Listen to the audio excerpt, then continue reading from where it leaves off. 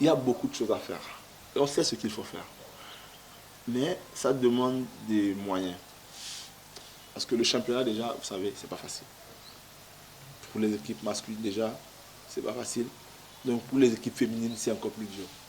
Vous avez par exemple une équipe comme Gamia qui vient de monter en première division, qui va faire les voyages, venir à Parakou, aller à Natitembo, aller à Banté. C'est de l'argent. C'est de l'argent. Donc s'il n'y a pas de l'argent, ça va être compliqué pour les filles là de se donner à fond. C'est ça le premier vrai problème. Les moyens pour les clubs féminins. Si les clubs féminins n'ont pas de moyens, c'est compliqué. Ça, c'est le premier souci. J'espère que les clubs auront ces moyens-là. On a la chance aujourd'hui, le format du championnat fait que les filles ont beaucoup de matchs dans les jambes. Parce que finir un championnat avec quand même une vingtaine, 30, voire trentaine de matchs, pour les filles, c'est déjà pas mal. Donc ça, c'est une bonne solution déjà. Maintenant, pour que ça puisse servir aux sélections, je pense sincèrement qu'il faut que les sélectionneurs aient vraiment les moyens de voyager. Parce que ça, c'est un problème. Le sélectionneur des A, Michel, il peut voyager, il peut faire le tour du Bénin s'il en a envie. Hein. Il gagne assez d'argent pour pouvoir faire le tour du Bénin s'il en a envie. C'est ça le truc. C'est ça. Il peut faire le tour du Bénin pour voir ses joueurs. Il peut aller en France, il va voir ses joueurs. Nous, heureusement, on a même nos joueuses ici, dans tout le Bénin. Donc, il faut qu'on puisse avoir les moyens de faire pour voir les joueuses à domicile, à l'extérieur. Sans ça, ça va être compliqué. Donc j'espère sincèrement, ça c'est un point essentiel, qu'on puisse faire le tour, que chaque week-end on puisse quand même choisir des matchs, histoire d'aller voir les filles. Parce que sur les campagnes passées, on l'a fait nous-mêmes, parce que quand on vous nomme, vous avez forcément envie de tirer votre épingle du jeu, et quoi qu'on dise, c'est votre nom qui est engagé.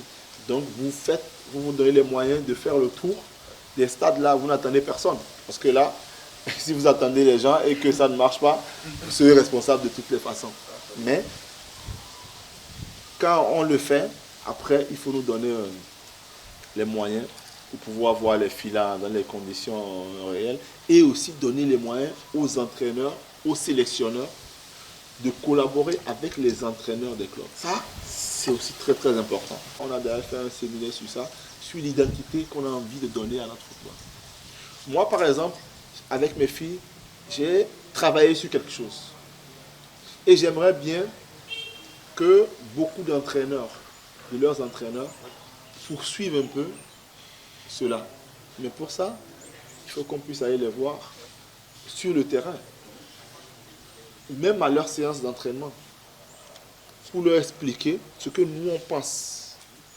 Et s'ils arrivent aussi à reprendre la même chose quelquefois avec leurs filles, ça va nous faciliter la tâche quand on aura les filles en sélection. On n'aura pas à aller toujours partir de rien pour expliquer la philosophie aux filles. Parce qu'en club déjà, on aurait discuté avec leur entraîneur et eux-mêmes, ils sauraient ce qu'on a envie d'avoir de ces filles-là. Et tout ça, comme j'ai dit, c'est les moyens. Parce que si je dois quitter Cotonou pour Gamian, aller voir l'entraîneur, par exemple, sur deux séances, le voir 2 séances avant un match et suivre son match, c'est les moyens. Si je dois faire la même chose à Parakou, c'est les moyens. Il faut aller un peu partout pour que, je pense que c'est comme ça qu'on pourra nous faciliter la tâche, parce que les filles, tactiquement, il faut le reconnaître, ça ne pèse pas bien lourd. Il faut du travail, qu'elles comprennent, parce que c'est des filles qui jouent. Mais dans le football, quand même, il faut avoir une certaine discipline tactique. Et le temps qu'on a en sélection ne suffit pas forcément pour qu'elles comprennent cela. Donc l'idée serait qu'on puisse être vraiment en contact avec leurs entraîneurs, qu'on puisse aller sur le terrain avec eux pour leur expliquer un peu ce qu'on a envie de faire en équipe nationale avec ces filles-là. Comme ça, dans les clubs, quand ces filles-là comprendraient cela, ça va être plus facile pour nous. Quand elles viendraient en sélection, on n'aura plus à repartir de zéro. Et je pense que c'est comme ça qu'on pourra effectivement gagner du temps sur les autres nations.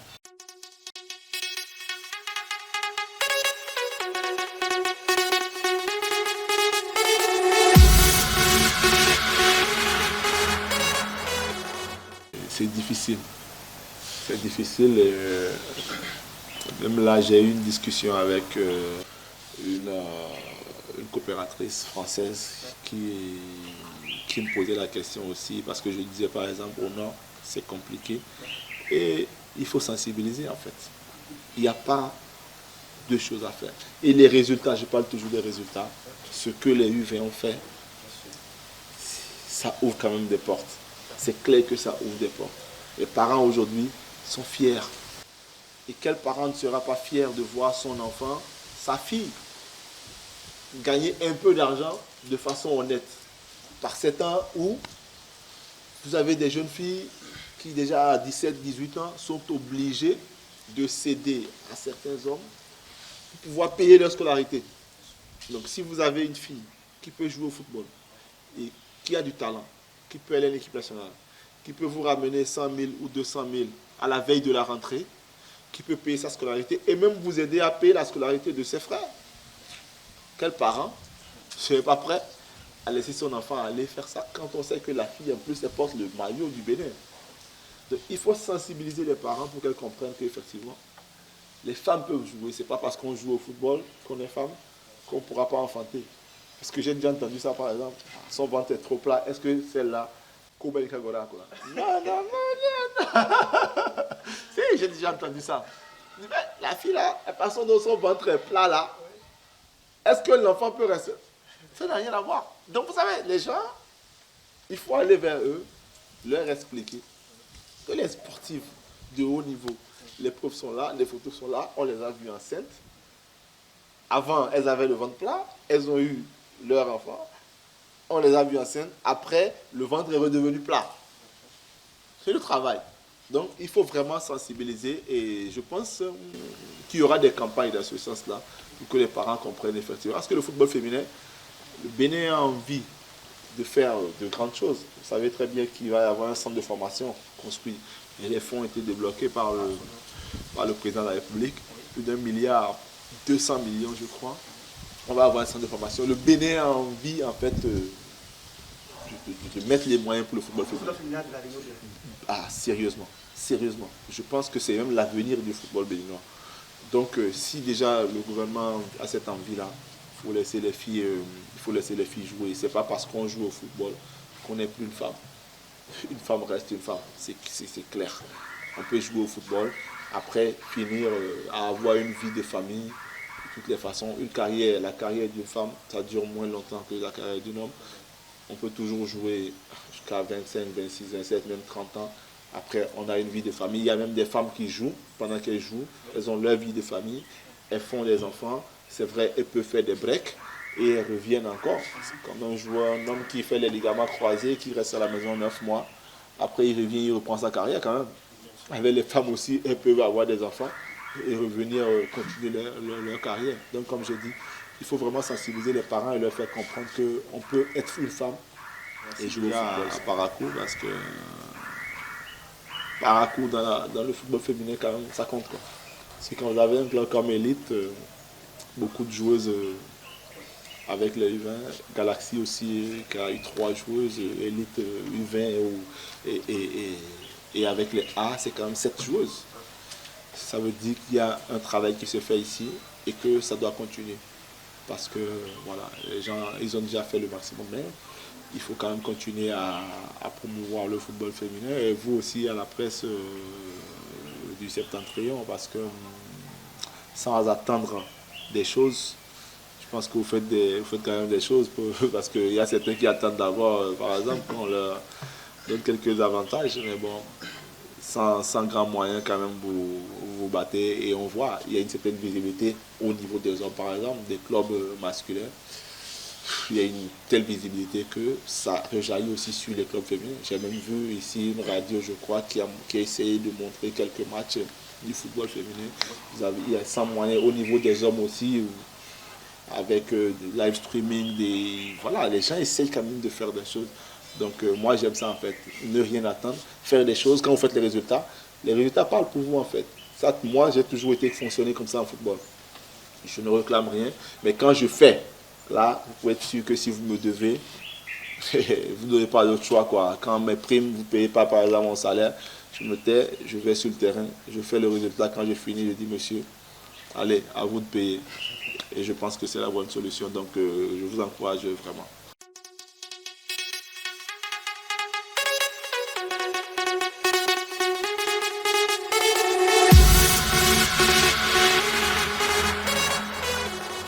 C'est un début, même si c'est vrai, ça reste perfectible. Mais c'est déjà un début. La Ligue des champions masculine aussi a commencé, je ne sais pas avec combien de nations. La Coupe d'Afrique des Nations a commencé avec 4 nations. Donc aujourd'hui, il y a la Ligue des champions féminines en Égypte. Le format, c'est vrai que c'est dur pour les clubs de se qualifier, mais je pense qu'avec le temps, ça va s'ouvrir. Ça va s'ouvrir et ça va être comme chez les hommes. Donc honnêtement, comme je dis, au Bénin, on a envie de faire du football. En Afrique et même au niveau de la FIFA, on a envie de mettre de gros moyens sur le football féminin. C'est l'avenir, comme je dis, du football. Donc ça va. Malheureusement, il n'y a pas de club béninois et on peut le comprendre parce que on n'a pas eu un championnat l'année dernière, on n'a pas pu inscrire nos clubs à temps parce qu'il fallait inscrire quand même les clubs parce que la compétition de notre zone s'est jouée, je crois, en Côte d'Ivoire. Nous, on n'était pas encore, on n'avait pas encore un champion. Il fallait quand même pas choisir une équipe pour aller jouer. Donc on n'avait pas encore de champion, on n'a pas joué. Donc j'espère que la saison prochaine, par exemple, on aura une équipe sur cette compétition-là et qu'on pourra aller vraiment là. Alors merci beaucoup à vous. Merci d'avoir accepté notre invitation. C'est moi. Chris. Et d'abord.